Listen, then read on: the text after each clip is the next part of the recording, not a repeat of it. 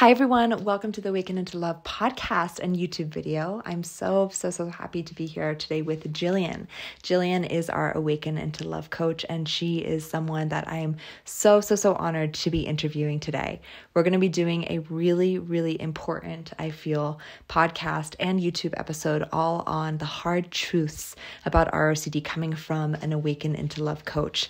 Today's going to be a really important topic for everyone, but specifically for people who are really interested in the healing journey and what it looks like, and just some misconceptions that a lot of people have about healing and growth with ROCD that we feel is really important to talk about, because when we have those misconceptions, it can cause a lot more suffering and we can actually be stuck in ROCD in a deeper way. So I'm so happy to be here. Welcome, Jillian. Thank you so much for coming on. Hi, everyone. Thanks for having me. So happy to have you. It's so cool to me when we can be in person together, right? It's so awesome. And I know that we met in person a couple months ago for dinner, but you were a part of Awaken into Love. When was that? Was that 3 years ago or so? Yeah, probably 4. Yeah. So you had your own journey with ROCD, which is why you decided to become, I know you're a therapist here in Colorado and a coach at Awaken into Love, but tell us a little bit about your journey, kind of behind the scenes of why you wanted to become a therapist and coach. Yeah, definitely. So I found myself in a pretty dark place, like I said, probably 4 years ago. And I was really confused. I didn't know what was going on. That's how I found you all. And I found it to be really helpful. I found the community to be really nourishing and helpful. And it, ultimately brought me closer to my partner and through a really hard time. And so I know that like the first time I met you was through a consult, actually. I know, it's so crazy. And I joked with Kiyomi that maybe one day we would work together, and now here we are. I know. It's crazy how that happens. And I think really cool, because I do get a lot of people who message us being like, I wish I could get to a place of maybe, having like a success story or even working with you. And it tends to happen, which is so cool, because Manon was the same. Manon was our client too, which is really cool. So was ROCD kind of the reason as to why you went into becoming a therapist and coach, or how did that work for you? What kind of drew you into helping people with ROCD? Good question. So when ROCD hit for me, I was already I was getting my master's degree. So I was going to go into counseling to specialize in OCD. And then once ROCD hit, and I didn't know what it was, I didn't associate it with my OCD. And then once I learned more about it, it was like kind of like a big aha moment for me. And then I just had so much compassion for people that are struggling with relationship anxiety, because I know how that feels personally, and that kind of drove me to really want to specialize in relationships. Yeah. So you got your master's would you get your master's? In counseling. And then throughout that time, from what I'm hearing, you were experiencing ROCD when you were getting your master's. Yeah. Do you feel like getting your master's was something that was helpful for you in your ROCD journey? I mean, I know sometimes when people really dive into the education piece, the education can almost be like compulsive. I don't know if that was for you, but I'm curious if getting your master's helped your ROCD internally in your journey. So I think by the time ROCD hit, I was nearly finishing my program. But like I said, I wanted to specialize in OCD just because that's something that I've struggled with when I was younger. And so that was kind of the therapeutic community that I was going into. And then once the ROCD hit, I think like most people in the beginning, there was a lot of like compulsive trying to learn about it. And then it wasn't until I kind of realized what patterns and things were holding me back was I able to, start to work with it. Absolutely. So you've been working with people at Awaken into Love, specifically as a coach, and you've also been having a therapy practice here in Colorado specifically. And you've been working with people all over the world with Awaken into Love and everything. And I know that that's been probably a very powerful experience for you, but I think it's equally important for a lot of our members and clients to have someone that really understands ROCD. Yeah. And I don't know if that's something that you experienced in your journey when you had ROCD. Did you have different therapists that were like, oh my God, I don't even know what ROCD is? Like, how was that for you when you were looking for help? Yeah, no, it's a good question. I think that it can be really hard to talk to people about because you don't want it, right? Like the worst fear is to go talk with someone that's like, oh, well, you're clearly in the wrong relationship. You got to go. So I was really protective over myself and my care just because I didn't want that. And I did feel like I was not understood in a lot of ways. So that's what kind of drove me to this community, because I think that very few people actually do understand it on a very personal level. And that I was like, okay, I have my therapy on the side, but I think it would be really beautiful to work as a coach with relationship anxiety because I like deeply know how that affected me like in a dark time. So what do you think is the importance for people who come to you? Like, do you get clients coming to you being like, oh my God, I'm like so grateful you understand. I've been working with other coaches or therapists who don't understand. Like, what is that usually? How does that feel for you when you get people who are like, oh my God, like I'm so happy that you understand? Because it's such a personal experience, but it's also so shameful, right? Like, and I say that because I know the shame, and I know so many members express the shame of that. But how is that for you when you hear that people are like, oh my God, you get it, you understand? Oh my gosh, it's lovely because I know how it feels to not be understood. So I remember, like, I have like vivid memories of being told like, oh, well, how do you know for sure? Or, you know, whatever. Like those like very triggering questions. And I remember like the visceral reaction that I had. Like it's almost like I kind of like froze. And so I think that it feels really rewarding to hear from clients that you get it. Because I know that to not get it feels really isolating, shameful, confusing, and honestly like oftentimes led me into just a spiral. Of course. So yeah, I think that that's such a really big important piece. You know, there's some people who ask me, they're like, okay, I'm working with a therapist, but they don't really understand, you know, is it important for me to be working with someone else? And what I say is, yes, like it's important, obviously, for you to be working with someone who really, really understands. But if that's not possible, at least, you know, talking to someone else or taking the courses, stuff like that, to kind of like combine that. So today's topic, of course, is hard truths from an ROCD coach. So I think that this topic is so important, specifically because people can start to work with, and if you're working with a therapist, coach, whoever you're working with, this is just like when you're working with someone and getting any type of help. That's a really big piece.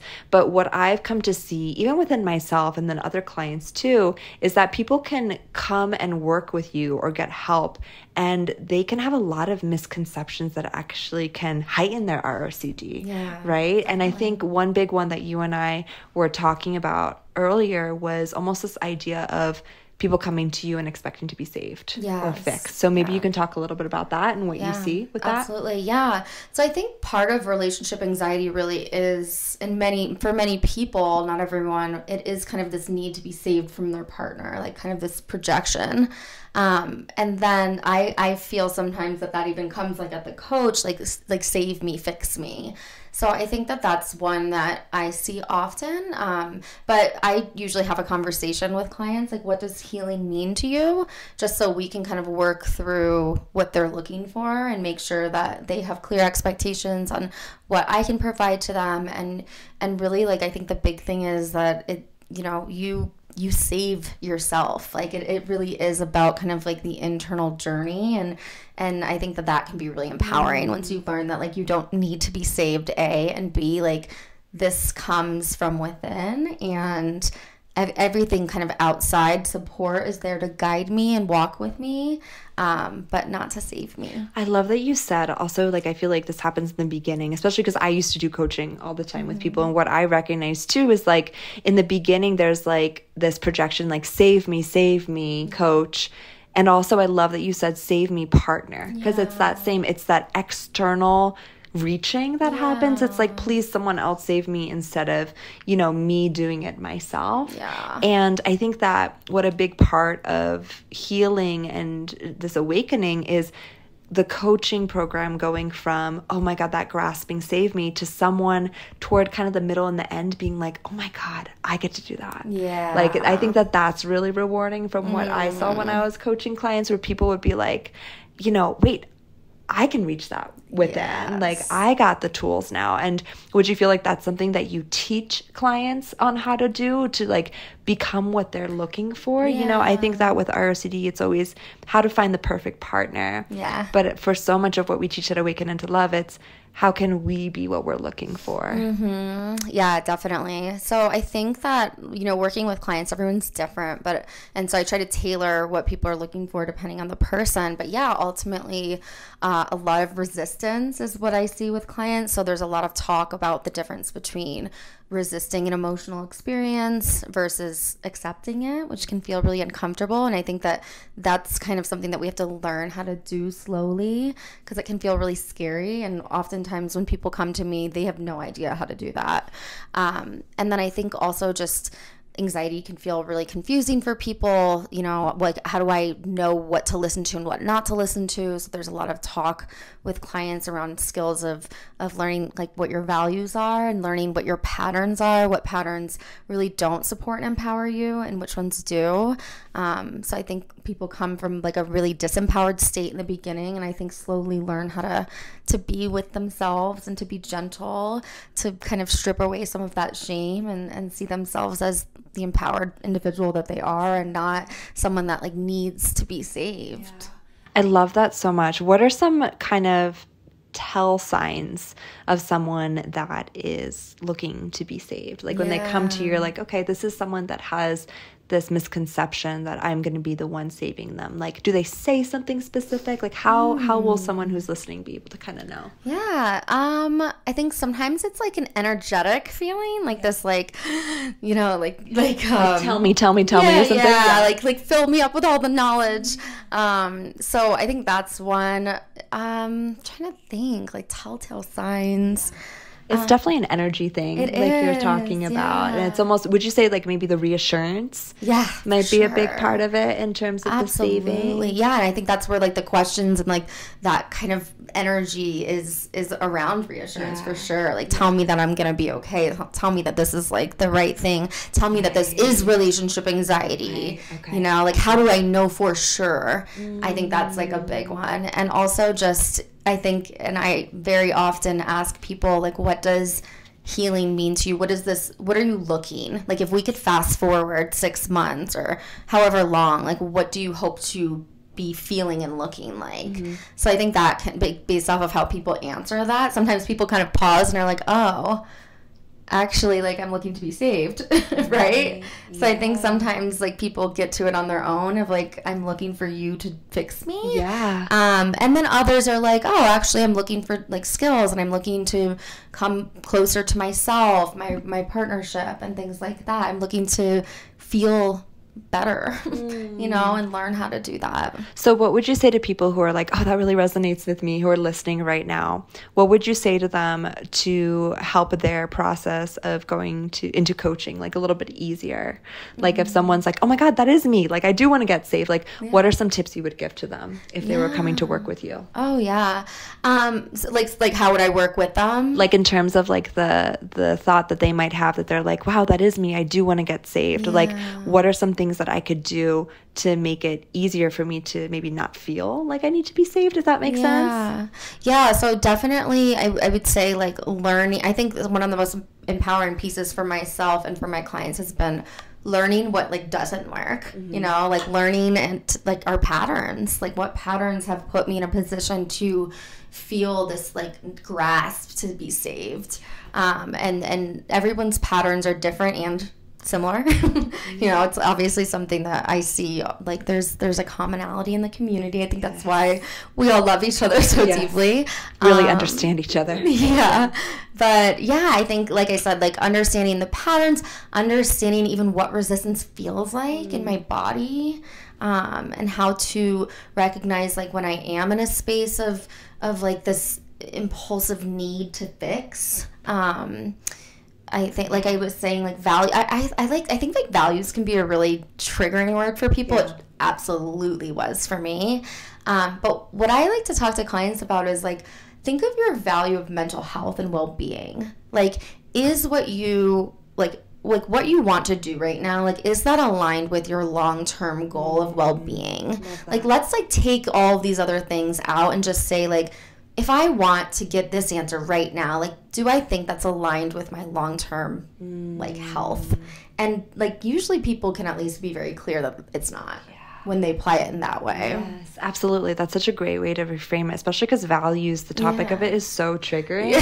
And I know I talk about it, Awaken into Love, like working with your values, but it really is like a value of, like, if someone's saying, oh, my value is like self-growth, like using that in terms of like the work of, you know, healing. Something that I know that can kind of go alongside the saving aspect is something that we talked about, which is the work that people do outside of coaching is really important. Oh, yeah. Right? Like, almost, I think we talked about this idea that some people come in and they're like, okay, when I do the work in coaching or in therapy with you, like, it's just done. Like, I'm done. So I think that that's a hard truth that some people don't realize. Like, they're like, I'm coming in, it should be done. So can you talk a little bit more about that as to why outside work is really important? Yeah, I think, many people come and they're like, okay, this is someone that gets it. I've signed up. I've made the commitment. Like, good, check. Done. And while that is, like, those are all very, very important steps, I do think that, like, seeing a coach, you know, 2 to 4 times a month is not a lot of time in the grand scheme of life and, you know, your month in general. So I like to, like, look at myself as someone to help provide tools and understanding and help you get to know yourself a little bit, but also kind of walk alongside your path. Because as much as I would love to do it for you, I can't. And so I think a lot of it is, like, I think one of the hard truths really is, what kind of effort are you putting in outside of the, like, small amount of time that we have together? Because depending on what that looks like, I will say, like, hands down, I see the difference in different clients based off of what they're doing outside. And I think that's, like, that kind of sucks too, because it's like, oh no, like, it's hard and I've signed up and I've done the things and now I have to, like, do more. But I think ultimately it feels a lot better and people get further, and there's no shame to people that need to take a little bit more time. I think that's part of your journey if it is, but definitely the work outside matters. Well, you talked about, like, almost like an accountability and, like, that accountability piece, and almost like as a coach, like, that's a big piece. It's one, you're working with someone who truly gets ROCD, and I think that that's, like, gold. I think that itself is so important. But there's also a piece that you talked about before in terms of, like, you being an accountability partner, accountability coach. So what is that like? Is it like when you're seeing the clients, you're kind of like, okay, like, let's go over what you did that week? Like, what does that look like? I like to leave people, again, like, it depends on the client. You know, if people, like, don't want homework, I mean, there's always homework, whether we're saying it or not. The homework is, like, doing the work outside of the session. But yeah, it could also be like steps or, like, ways of looking at something, or just, like, this is what I want you to focus on for the next week, and then when we come back together, like, we can review what that looked like for you, what that felt like for you. But yeah, I do look at myself as kind of like that accountability partner, because we need that. And why do you think that's so important for ROCD to have someone as, like, accountability coach or partner? Because it can be so daunting and hard, and, like, oh gosh, it's draining. And so to know, though, that you have someone that gets it, someone that, like, loves you, you know, like, in that way of, like, that nurturance. I'm, like, thinking some of my clients and, like, the shame that they're kind of, like, shedding, and how important that is for them. So it's, like, the accountability and, like, how are you talking to yourself? What are you doing? You know, how are you looking at this? Like, are you aligning with your values? Are you aligning with, like, this urgent, like, anxiety? Just things like that. I think it's important to have someone that, like, sees you and is going to say, like, how's it going? Yeah. And I think that, like, accountability, it's almost like what I'm hearing, like, someone who really sees almost, like, past the stories, or, like, past, like, sees the stuff that you don't see. Because I think with ROCD, you can get caught up in the mind constantly, where someone kind of, like, pulls you out and it's like, wait, look at this, look at how this is kind of unfolding. And that's huge in the process of healing. Like, it's so important. Like, I say this to people all the time. You can work on ROCD with yourself, but truly, it is so much harder to do it with yourself. And there's people who are like, I'm still in the same stage. I haven't been working with anyone. And I mean, give a lot of heart to people who have been doing it themselves, because it is no joke. I believe community is such a big, crucial piece of healing. And community is that coach. Community is that therapist and everything like that. Something that I know you talked about comes up, which is the hard truth that a lot of people may not see, is this idea of feeling like it's going to be perfect, or they're going to be perfect. Like this perfectionism. So that is a hard truth with ROCD, that it's not going to be perfect, or they're not going to do it a perfect way. Can you talk a little bit more about that? And what you see? Absolutely. Yeah, I think that a lot of times people look at kind of like the healing journey as a destination. Like, I have to cross this bridge over, and then everything will be pain free, and I won't have anxiety or thoughts that bother me. But I think that healing really is like about like changing your relationship with the thoughts, changing your relationship with the stories you're telling yourself. And I think that it can feel, if we're looking at healing as like a destination, it can feel really disempowering. We can start comparing ourselves to others.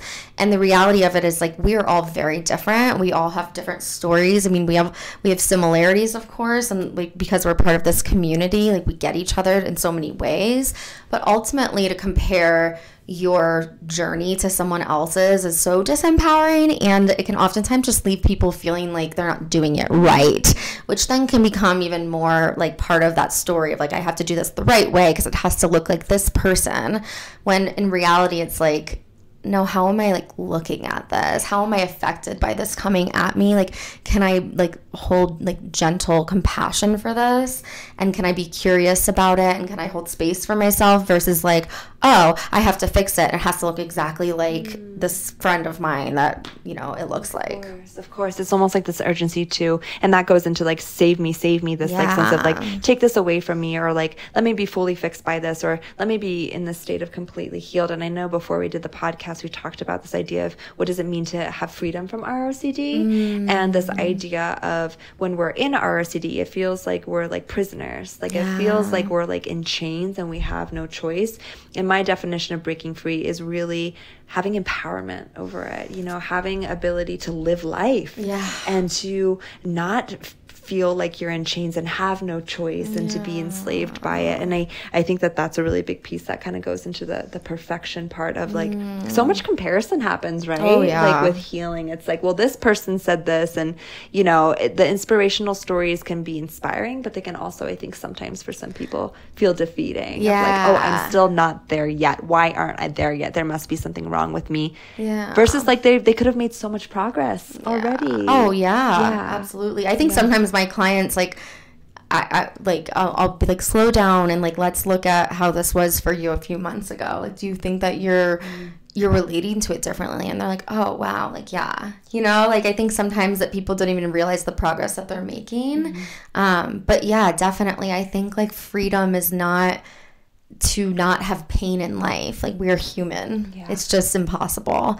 But I think like freedom, the way I look at it is like, how can I not feel that this is taking me out of my life, but that I can live life with these things that, pain and is just part of it. And then I think like the less we kind of like fixate on that, and the less we see that as like a failure of some sort, then suddenly kind of everything feels a little bit calmer in our nervous systems. Yeah, I love that. I love that different kind of perspective change, that when we change that perspective, I feel like people actually start to go more into a place of like regulation, like a nervous system regulation, right? And I think then like sometimes when people have like a hard week or a hard day or hard 5 minutes, whatever it is, rather than going into a place of like, oh my gosh, I don't have any skills, or oh my gosh, I'm doing this all wrong because it doesn't look like X, Y, or Z, it becomes more of like, oh, I'm having a hard day, and there's nothing wrong with that. And like, that's perfectly human and okay. And I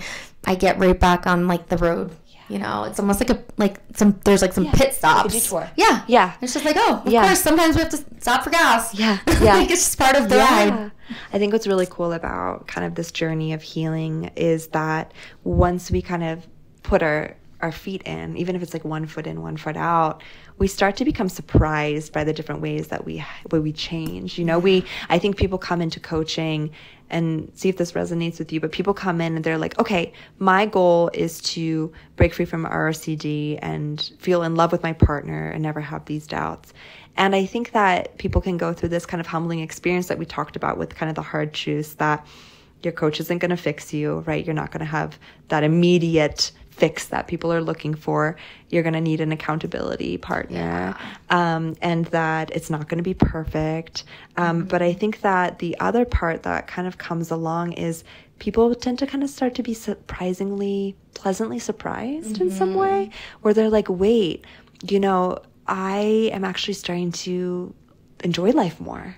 Or they're like, oh wait, like I'm actually starting to become more loving to myself.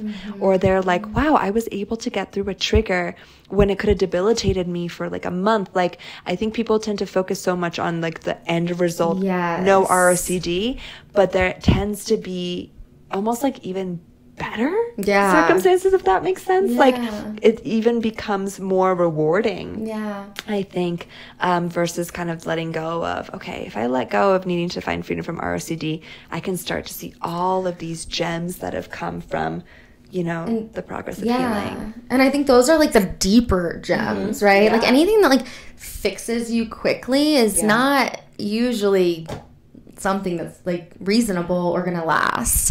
But I think like, if we're fixated on this goal, this end destination, then it can feel like we're never gonna get there. And then to release ourselves from that expectation, to change our perspective, to change our relationship with what we see as healing, what we see as our journey, that's like the real empowerment. Because then we can actually settle into the discomfort of like, I'm okay, and it's okay to like have thoughts sometimes, and it's okay to be human, and it's okay to like have down moments with myself, but like, look, wow, I'm recognizing it now, and I'm recognizing that wasn't like a super kind thing to say to myself, and I wonder like what part of me I'm not nourishing right now. Like, suddenly we're recognizing the actual like deeper parts, rather than just looking for something like that.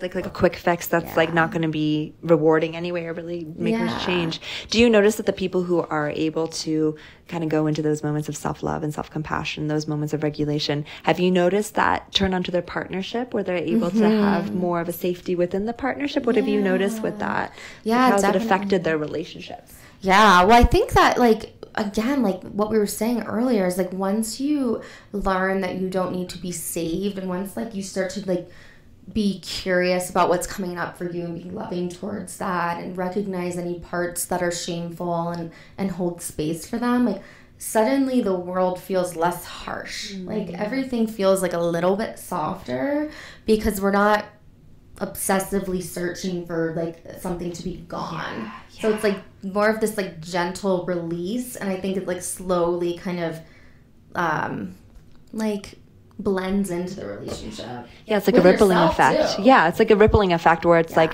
once this starts to kind of morph and change, then you're actually able to be with the triggers with your partner, and you're able to almost bring this new sense of curiosity. Yeah. And almost like I kind of talk about this in Kick, but like sometimes the triggers and the conflict almost becomes like an opportunity instead of an immediate catastrophic, I need to leave my partner. Yes. Like opportunities start to arise in partnership and creativity, which actually I feel like starts to like nourish the relationship, right? When we're able to be with the parts that are wanting to be held and accepted and loved the whole time. Yeah. I think when we learn how to be more vulnerable with ourselves, then like that ripples into our relationships. Like I know that there's a lot of people that are like so ashamed of their thoughts and they can't look at them, and they're hiding kind of and avoiding all these things. And it's like once they learn that they can face these things that feel so big, then suddenly they're able to be more vulnerable with their partner and even say like, hey, like I'm having a hard day, or like, hey, I had a hard thought, but like here I am, like, you know, it just feels showing up. It's showing up in a totally different way, I think. Yeah, it's like showing up for herself is then showing up for the partnership, and that changes that. I love that so much. that was so insightful. And I really hope that this was really helpful for you guys in terms of just understanding some hard truths that are actually really important that probably aren't really talked about when working with coaches, and things that you guys can really take away from when you're starting the coaching journey, when you're starting to work with a coach. Like, understand these things so it doesn't make your journey of healing 10 times harder. When we understand these things, our healing journey gets so much easier. You know, I think sometimes there's like a slap in the face of like, crap, like no one can save me, or like, crap, I have to do this work, and like, crap, all these things. Is sometimes like a grief that can come about. But then after that, there's actually more of peace that follows that's more long lasting, I feel. Absolutely. Which is really powerful. So I know you've been working with clients here and there. Specifically, if you are in Colorado, you do have a therapy practice, right? We're working with them. But if you are not in Colorado, you are working as a coach. And so you are taking clients right now, or you have been, I know that you've had a wait list for a little bit, but you are open to that for right now. For I think it's the end of October. I think you have some slots left and available. Right. Okay, awesome. So if you guys are interested in working with Jillian, who is an amazing, amazing ROCD coach, you can email us, or we'll put the link down below. If you're having any troubles with that, just email support@awakenintolove.com with the subject Jillian, and we'll get you through. I know you don't have many slots available, so really you guys take this opportunity. I really say that from my heart, because I want you guys to like really get that help and that support of someone who really understands ROCD, but also through the Awaken into Love lens, which she knows so well. So thank you so much, Jillian. Thank you for being here. Really appreciate it. Thank you. Thank you, everyone.